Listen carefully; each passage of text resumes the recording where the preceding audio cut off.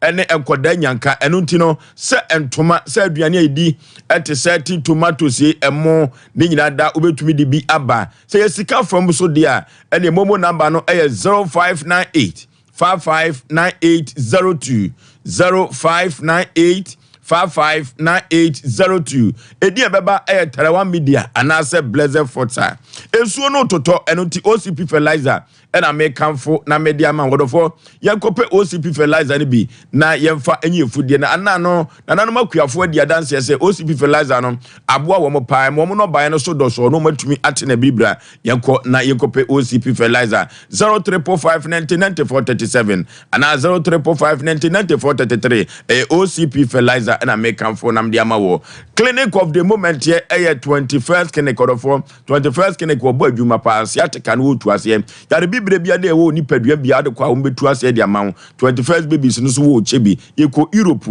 sabre ya besa o South Africa yetu siatika yade no ase ene yade bibire bia da orofo je number no appointment number no South Africa neko na 21st clinic o team enshaw South Africa ene importamu buku appointment sisia wa bra wo je number no 0244915116 na ebuku appointment no ebeboa o sadwumakuo we adawroma ene ne anopa yenya bi ede ebesewo edi amejesoa oseya aboaje oforisu yenye bere na yentie kase ni mu ensemu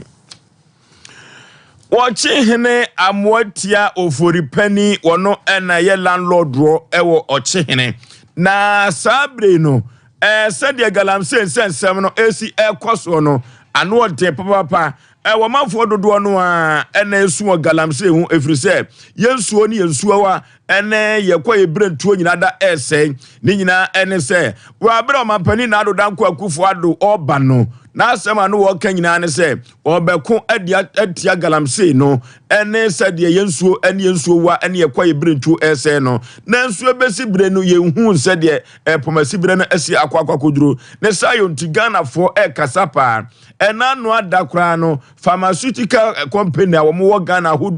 nyina da o ma asema wo mo kan nyina se yanhwe ye be kakra ye be kra nsuo ade afri baby no de ayenduro ade amayanom eno nti no Galamsey no silesi ese yenwoma no ano de pa eno mu ena wo chehene osagefo amotie ofodipani exercise sabre nyina wo gine nsase a omoye so Galamsey nempo amena omatutu nyina no obekata so eno nti wo de asem ema na manfo se omo ahweyi na obi ye na adwene se na sase o be ma Galamsey fo a obetwe na so ye pa yenkotie ohene popro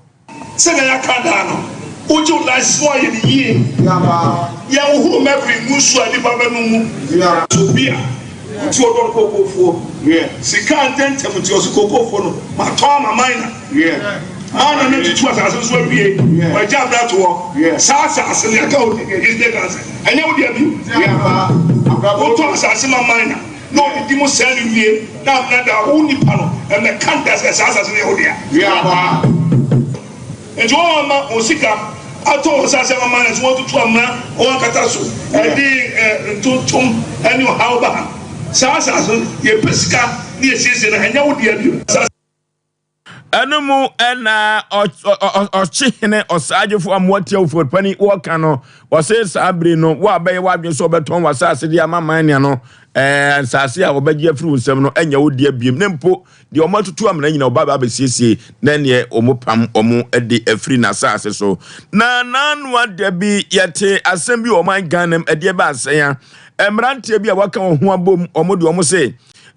oman no sadia Galamsey esu ese no Omapani na adoda nko akufo ado ne na pamfo omhwe na Galamsey sensem no omfo omani kotu awitu omhwe ne santemo enkohwe na omo enya sa adwumadie no efrize ese ye nwoma pa na ne fill the country na chese nwoma enye wom nyina no wahwe na waye eno mu na posifo kire se kwan omfa so eye demonstration no ene fa ko omo ye so ombekokoro no na ene Flaster House omo kwakọ edede no enye ne kwan so ane sayo nti no emrantie emra ene omo din se de se ne fata eno ti se ne wo kasa sabre nipa omo da kukum no enya asem ketwa eno mu na brantie teta su kokwa kira ban se enya ne kwan so aban no ne omo ani ne yi esan se obi a wo no right ye human right ende se obeka asem ede ateta su kokwa akira ban eno nti no onipa ya chi omagum no omo ntia se ne otena so kan ho nti aban hwe na wonyi wo mu ye number se wa ha ye no so enti anka ohwe nsuo we omo mu ekura ase no omo bre o yeni ho ye wo city ubio pipes si a unya nsuo papa no eti imagine say Ghana company of oman filter nsuo no ni ebie ni say ya ma efo obi efie ma bweni bebre but si a utu fie unya nsuo papa no enti hwemfa ho say oti akra ba omo nkura ase no omo bre ona na ho no man ka by now no o kire o say nsuo enye emunye oji awo kra na unum nsuo papa kra ewo mfaso ewo effect. That is why we are saying that say no to Galamsey. This house adjacent here is the Parliament House. It is where all our laws are made. All the laws that is promoting Galamsey was passed there. We have heard members of Parliament say that they are not prepared to stop Galamsey today or tomorrow. But what we are telling them is that we are prepared to boot them out of office so that we have responsible people like you go to that chamber to make responsible laws to save this country. Enunti emrantie we na ye demonstration ediatia by no say one na odi kan ye Galamsey no wacheche wo mu no ohwe na wonyi wo mu na empokura no omo hwe se de be ye mra omo betintim ana omo tintim ayede ebo omo ihu bra no omo bedi so na empo mrantie a omo so akom ho abom no omo so ebetumi enya fa hodie ye ku akoyanimu a oman ku ahodo na eka bom na empokura no omo hwe se de benya nyina mahoden kan ya na oman yatumi ahwe ade bi edafom bia se de be ya anadwoye na mo yentumi empori eno nti Kwame Nkrumah ba ye no ninimdie mu no na o se Ghana fo enya nkane a eno nti akosombo oyem ane koso pa na entifu ni wa pagafo ho ne sayo nti no aban beko aban beba aban bia so ba wo no so ye na adwene se obehwe na nkane aso atumi akonanim pa na sabre ya mene wo ka se de chairman Emma Senior Staff Association Theophilus Tete ahia ewo viari na asema wo kan nyina ne se aban no bill bi a wode aba se wo beke kasafo ya bomu no entumi emwa wo mokura eno ti bill na aba no e kire se Gui Power Authority any Northern Electricity Distribution Company NEDCO any viari no omo ba beka ho abomu no e na Theophilus se sanka bomu no emwa kura. The bill in its current form it is not going to serve the intended purpose he was explaining for the Voter Authority and the good people. The minister, according to the minister, there is a long-standing cabinet memo since 2017, which is calling for the merger of the Voter Authority and the Gui Power Authority, the hiving of the Voter Authority thermal assets and ultimately sell it out, and also the merger of the ECG and that of the Northern Electricity Distribution Company, and that he was then the deputy minister. And then he chaired the committee that put up the document as a technical committee, so he's very much aware of the work. And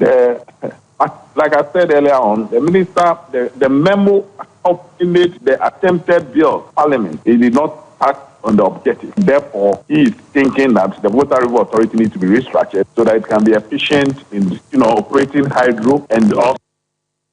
Senior Staff Association Emma Voter River Authority Theophilus Tete ena yekoti yeno na ana kwadwo kire maten sabre wono ene tu franka ede ama afafranto party no ene say yellow colors nyina eyom de o man ganem ne sayo ti so hunso bi a sha atale yellow a wanhwe ya obeka se afafranto eho no wo ala kwadwo kire maten ne party no no aneteye na ala kwadwo kire maten na nto aba a wadi kopiem ewo bonwire yanwini mom eho ena kentefiri na bobi ansa wotoso emienu se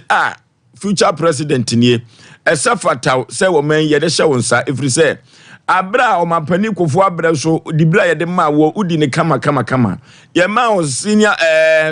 minister eno so udi no kama efi ne nkekan bia ni wo ho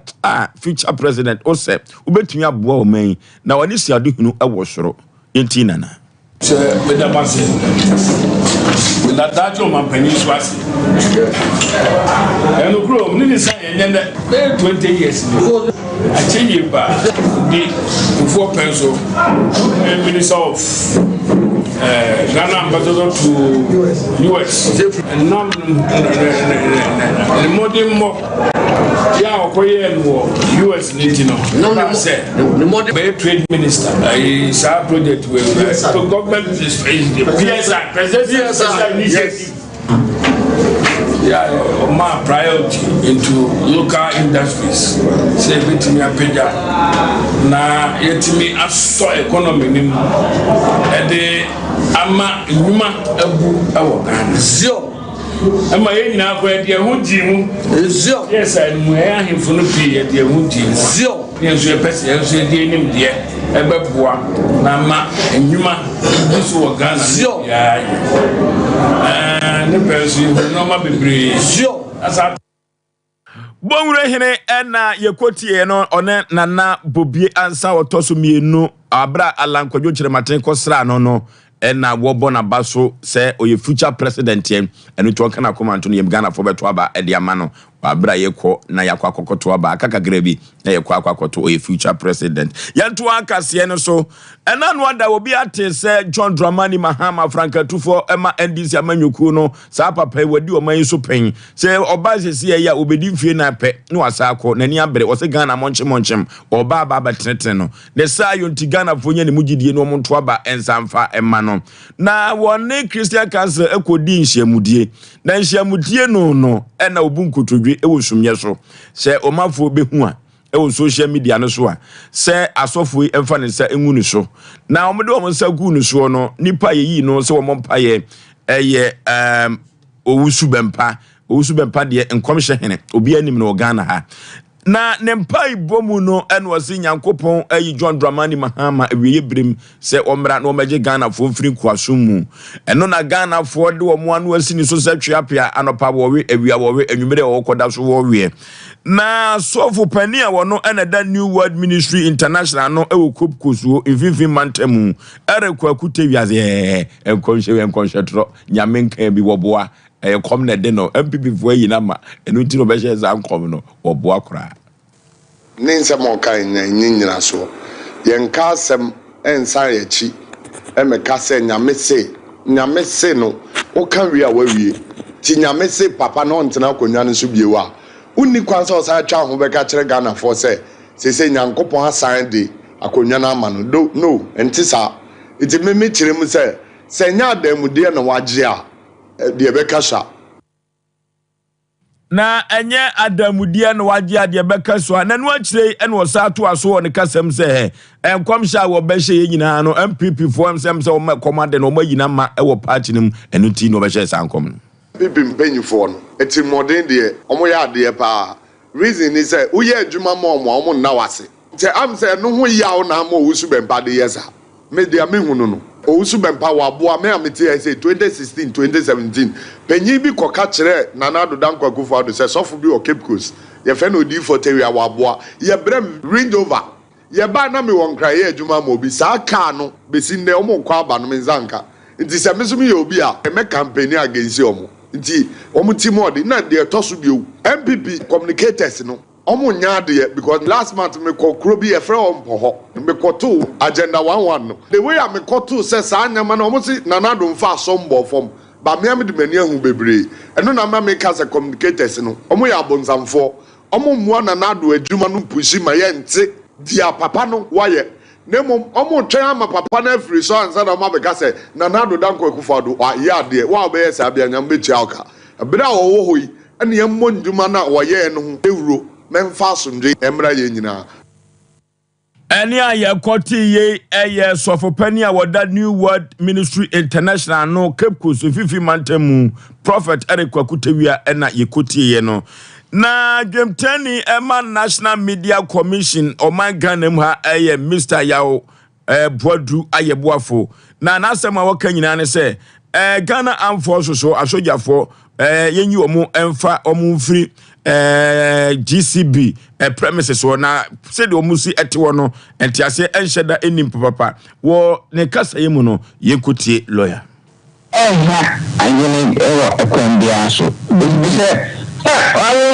omo abante na no omo so uwa de ho na pewe yuna na enya bibi asoje ni bia ebo ho ban ana bibi a sa ena oje enye nyina so mi sojafo a yakoma etoyem obi a ho ne mo soja no so na yam hihye no nti sa enkrofo na grofo bi a uka so mo ko GBC a abaka le sojafo ho nti bi a onko nti sa be a ni ena so nyina no emi se sene me esi ana grofo ko ho no makoya na so se ya eku na enam so no bi o no bi ko no so Aisha ebe desa you say when sabe me give me kwa na radio station it is unye wa na uka akwa na henya na radio station adoso eti ba ko dimifia Aisha obisu ko anoda no kura no anya e ba sa no kura no a entokwa de be na kura no ano ebe eti eyefe o ma mbo ho se bi ntia e bo ko ho no ense fashion no na wo so no se fi bi ehia so bi en ti bi wa de bi am ni pa ko bu ho obi hia na ka o mu hia ni pa o bi se aka mo konkoye ejuma ho ala tra ha bi bi asi de bia omi fi be se mi last time I think so bi ku kan no je en no mo na mu se be bi se o mo yi o mo fi ado mo ko wo mu fra ya na fo de nya so ya fo no ho fa so I just say an opinion on the carpet EBC. In the fact, Oko EBC station apart from Mankind, you need to be how I want to see for and can so besha na radio station and share the Musa and na GBC kwa opeso yekua and ya o capture ho dia na betumi ayeku na sayonti a soldier for and wo no mo boban na sa soldier for eyeso mo free ho ana ye yi o ma free wa enkofa nsesan bia emma efrise radio station no asheda abu this time wa na wo ka na se meso me ka na obi so ka enko GBC nko a eno tin sa soldier for no yo ma bi se o mo free ho a enkofa nsesan bia ma ene ye kotie ye dwamtani ema National Media Commission Mr. Yaw Boadu Ayeboafo ne ena ye kotie no ha ena bre ebema ye de anopa no sia kasie ye de esie na medical ka cho se Sompa achede no ekoso enoti fo achede efabra se ye ntoma se ye aduane emo ana se anwa ana se tin tomatoes ye aduane a ese enansa de odeba ebe pro na sentoma no ye besrem sa ekwa ne so enoti obi bia wabeye achede bi nimfaso a wonyaye se ye sika from so dia ene na momo line no 0598 559802 0598 559802 edi ebeba Telewa Media anase Blazer Fota fabibra na yensa emfam wasafoi afiwei ngoma no nye den anonya hye eche mfie mienu a etwemu ede no OCP fertilizer no so nsuo no toto orofo yenkope bi na yemfa enye yemfu ebeboa pa sede ebeya yemfudie na ebeso doso ne atumi ate na bribra 0345999437 0345999433 yenkope OCP fertilizer ne bi 21st clinic of the moment here orofo wako Europe or South Africa o tu yade na se Ghana force wonya yemu Ghana soso no ye branches no 15 a o tu yade no ase na ba Ghana ha no a number no 0540311311 0540311311 yade bibre biada yemfa nko 21st clinic na ontu ase emfa emayen samufo asante yebo Benedict do chichi mfidie no fruma de maame miami nuaba Kuku Veronica Jando de Kuku ono ende chinchi mame na akofide mo so de Azuka oye Nigeria ni ono enso eboa pa ekoba jase semprimu adawroma ena home o TV ni so media twagu enso ewo so na me ametena se na menya adbre ekeka kase ede ma wo edi ameje so eye wo se yaw